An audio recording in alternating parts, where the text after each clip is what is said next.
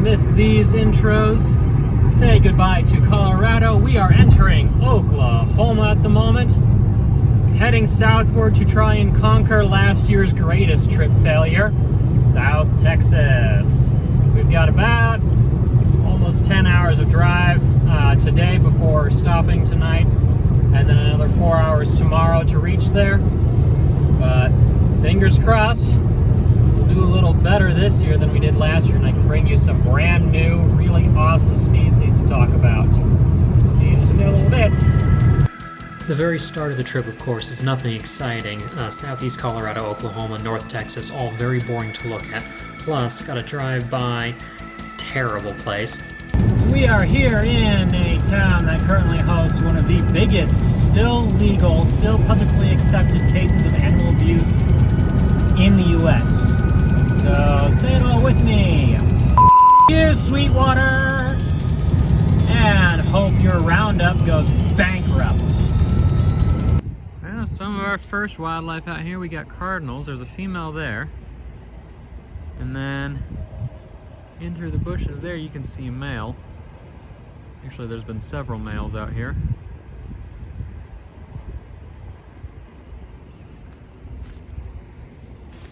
And this is just behind the first hotel. Next day was a shorter drive, but still so nice to finally actually get where I was wanting to go. Look, turkeys flying by on the road and out in the field. Turkeys. See. Cushion, but there is nothing under it. Oh well. Well, we got a reptile under here. Whoops, where'd he go?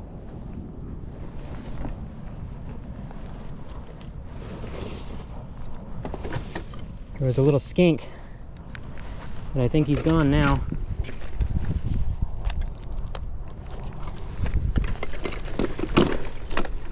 Yep, he's gone.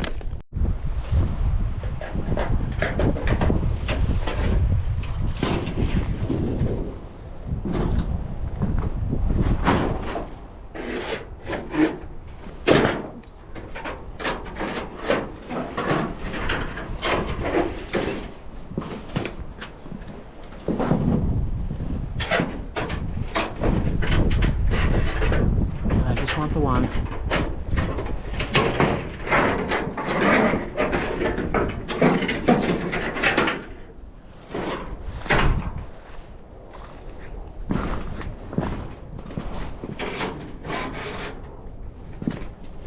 Well, you go just a bit so I can actually get to these.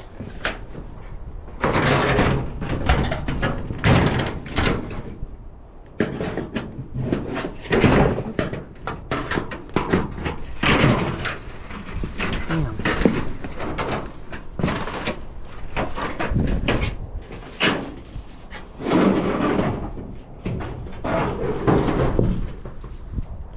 Not a thing. All right.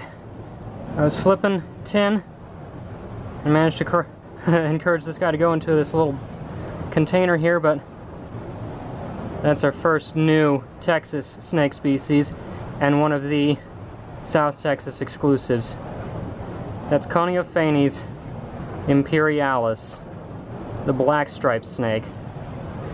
And it's a pretty good size one too. He's about 18 inches long. So these guys are a member of a family that is almost entirely tropical. They're found from Mexico south into South America. This is the only one that comes any further north, into just barely into South Texas here. And so these are a rear-fanged colubrid species. And generally they don't tend to bite, but the rare occasions where people have been bitten by other species, it's sometimes been kind of significant, so it's one you want to be careful with. Now granted, here in the US, these guys are technically protected, so you're not supposed to handle them at all. Glad I was able to get this guy to go into a bucket instead of disappear down a hole, so we can actually see him. Now we can't see from this angle, but they also have a kind of a bright orange belly in addition to those stripes. But what a gorgeous snake. As soon as we're done here, I'm going to carefully lay the bucket here back down, and he can choose where he wants to go on his own. What a gorgeous snake. For our first snake of the year, it was a pretty impressive one to start off with. These guys truly only just barely make it up into Texas and are otherwise a primarily Mexican and Northern Central American species that like to live in moist forests and wooded areas, sometimes savannas, and the Tamaulipan Thornscrub, of course, in Texas, which unfortunately is mostly destroyed now. Where this guy was found was actually a tiny little patch of remnant habitat around an old destroyed house right in the middle of barren fields. So he was a lucky hang-on. Don't know how many others might have been in the area, but I set down the little bucket that he crawled into next to the stack that he was found in, and he quickly disappeared underneath there to hopefully keep surviving within that really sparse habitat.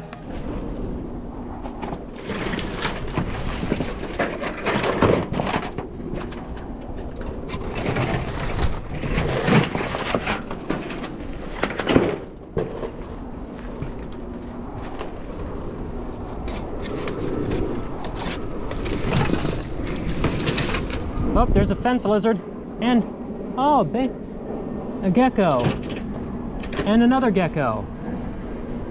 Okay, we're gonna catch one of the geckos here.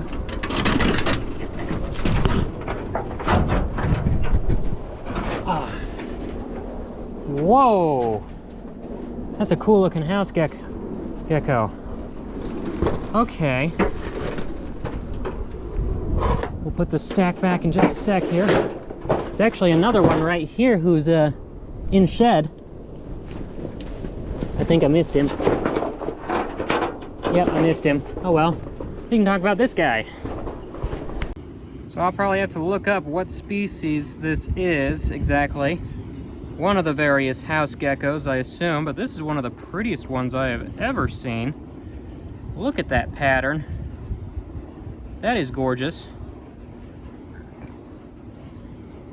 There's several different species now that have been introduced in the US, and of course here in the almost tropics, they do really well because there's lots of warm places for them to hang out so they can spread out. How very cool though. We'll put him back under the tin shortly. Alright, so we're going to release him back behind here because as I put down the tin stack, that's going to be, there you go. We don't want him to get squished. This is a little unexpected. But there's a turtle on the road. Hey, you. It's one of the sliders. Oh, don't fart on me. Don't do that. You were heading this way, so we're just going to bring you over here. I don't know what you were doing over in that dry, barren field, though. All right, we're going to bring you over here. Let me get a photo real quick, and we'll put you down, okay? Admittedly, I'm still not great with turtles, although I assume this is the common red-eared slider. He never did poke his head out very far for me to really get a good look at him, but he looks pretty similar in build to most of the other sliders I've seen, and definitely unlike some of the rarer things I had hoped to see down here. But hopefully he does well out in the open fields here. Not a whole lot of habitat in the area, but he seems to be hanging on. I do believe I might have just found a Harris hawk. Seen a couple of them today, actually. Or whatever species it is, I'll figure it out shortly. That's cool. And it was, too. Now, this is a species that I've seen before, actually more in desert in Arizona, but they have a pretty wide range throughout the southwestern U.S. and northern Mexico, and quite unique, they are a pack hunting bird. And who knows, he and his buddies may have been eyeing the mallards that were down in the canal nearby here, too.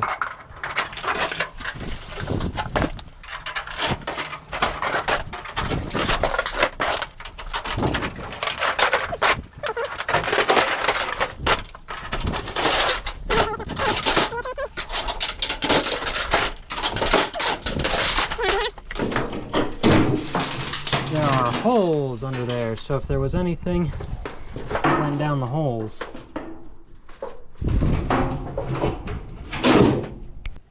Oh, we got here a female spiny lizard who actually was just finishing up laying eggs.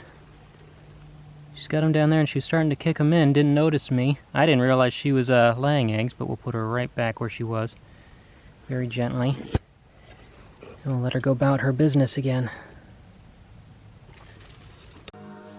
As she appeared to be wrapping up, I don't think anything was truly disturbed out of the ordinary too much, but this was something that I wish I had realized what was going on beforehand, because then I could have watched her finishing up the behavior, tamping down her own nest. But with the eggs covered, hopefully they will incubate for the next 50, 60 days or so, and new baby spiny lizards will be found all around this abandoned house. All right, we got a very grumpy Great Plains rat snake here. Oh boy, there is moisture under here. Okay. Don't bite yourself. I gotta move your tin back, okay? And make sure there's nobody else under here. Ugh. This is a little heavy. Okay. All right, we'll get this tin back down and we'll get him back under it. All right, well, I've been trying to get some photos of this one, and I think it might be a big female, but she hasn't been the most cooperative. She's going every which direction. Hi, miss. Where are you going? And of course, she was nippy at first. She's realizing now I'm not as much of a threat, but if I do any quick movements, then she'll go right back to biting. But she's got blue on her face, which is really cool. That's not a like a known trait of this group here necessarily, but the Great Plains rat snakes down here are considered by some to be a different subspecies, the Thornscrub rats, Mealmorum. I don't think there's much that qualifies for that, but they're certainly beautiful animals, and cool to see a representative of one of the ones from down here now. Just got to find the intermontanes at this point. But this is not quite full grown, but a pretty decently sized one. And you can probably see the resemblance to kind of a dirty corn snake, because that's their closest relative. What a gorgeous animal to find under that tin stack. And we'll put her back just in a moment. We've got her stack all done already. Just need some photos on the other camera. All right, miss. Yeah, you're trying to climb up in the trees, but hey, your stack is over here. Hold on. No, come down here. Your stack's down here, okay? You can go find that. There she goes. Beautiful.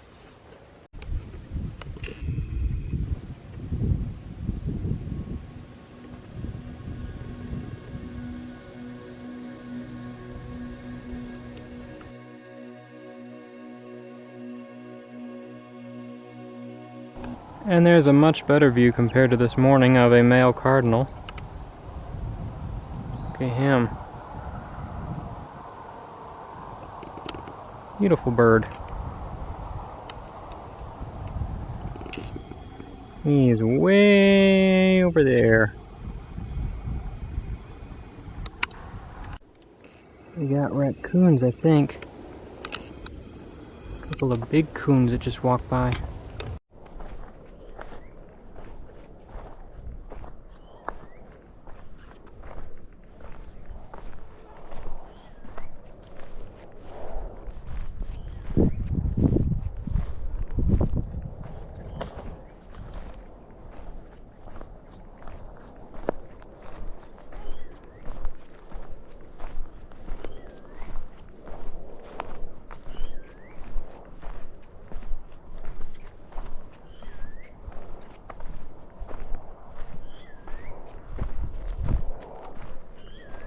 I don't know exactly what kind of bird that is, but it might be one of the cardinals.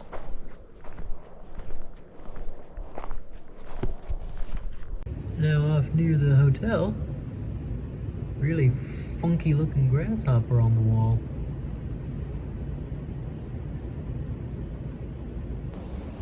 And another house gecko species of some kind. I think this is probably the common Mediterranean house gecko. Hanging out on the wall.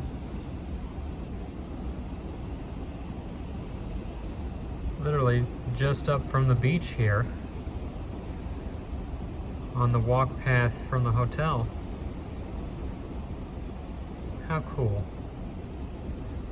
Yeah, I'm pretty sure that's the common Mediterranean house gecko. Rather different from what we saw earlier today, that's for sure. Beep. Come on. Whee! So fast. Apparently that was not the last one. This is another really colorful one. Look at that. It's got all those little spotsies too. Cool. And what the heck? We'll end this video with a little night walk down to the beach.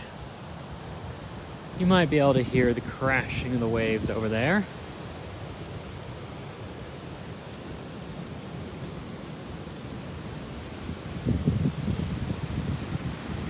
We're out here on South Padre Island. It's where I am staying for this weekend, or for this week, I should say. Might try out a little bit of fishing out here in the next couple of nights. But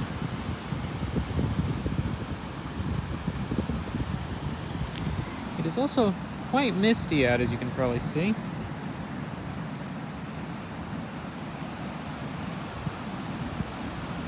But today might not have been the most active of finds days, but glad to have started off the year with a brand new species and a really nice example of one we're already familiar with as well.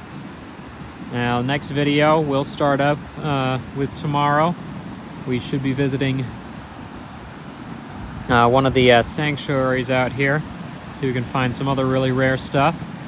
But until then, if you enjoy watching videos like this, make sure to subscribe to the channel and turn on the black bell so you don't miss anything coming up. If you want to learn more, you can always check out my website, carltoncarnivores.com, the database and blog of information on the plants and animals that I work with.